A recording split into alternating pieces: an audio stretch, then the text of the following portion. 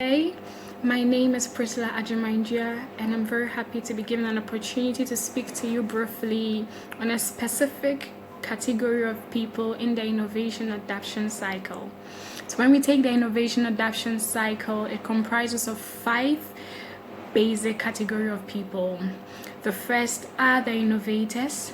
Then we have the early adapters, we have the early majority, next we have the late majority, and finally we have a group of people called laggards. And these are the group of people I want to emphasize a little on. So laggards are the last group of people to adapt an innovation, hence they are the most difficult to get on board. There are people who adapt an innovation usually when it's at its diminishing or maturity phase. If you take any given population, they form about 16% of that population. So highlighting more on who they are, laggards are people who are conservative in nature. They are skeptical to change, having an aversion towards change and change agents. They are also people who have little to no opinion leadership. They are also people who are most or more traditional in nature. They also have low financial fluidity and of a low social status. They're also people who like to mainly keep in touch with family and friends.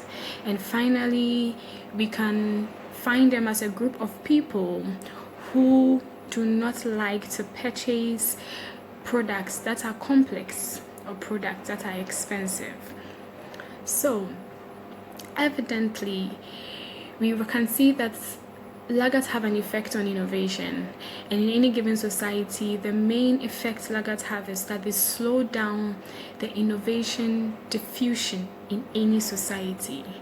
Now when we consider our current global economy, where innovation is a tool and an agent for development, it is important that we understand the different types of people we have in the innovation adoption cycle, and we learn very well how to deal or how to manage them, especially the most difficult to bring on board, which is typified by the category of people called laggards. So how then can we deal with these people in our society in order to lessen their effects of slowing down innovation diffusion in any given society? In managing these people, we can first use user testimonials. If we will be dealing with such people, it is important that we introduce them or expose them to various user testimonials. This helps them to easily get on board and to easily make a decision to adapt any current innovation.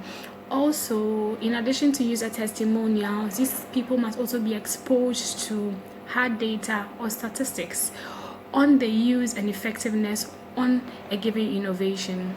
This helps them also make a better decision more quickly than usual to adapt any innovation.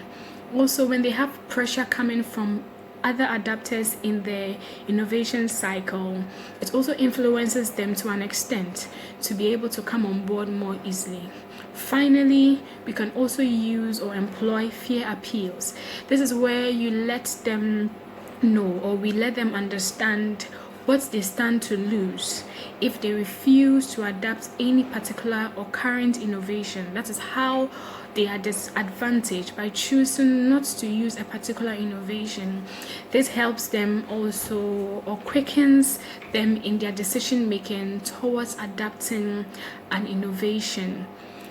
So this group of people will always be the late to adapt an innovation, but one outstanding thing about them is that when they finally adapt an innovation, they stick with it for a very long time. So it's important that we know how to manage them in society and be able to win them, and when we do, we surely have them on board in use of that innovation for a very long time.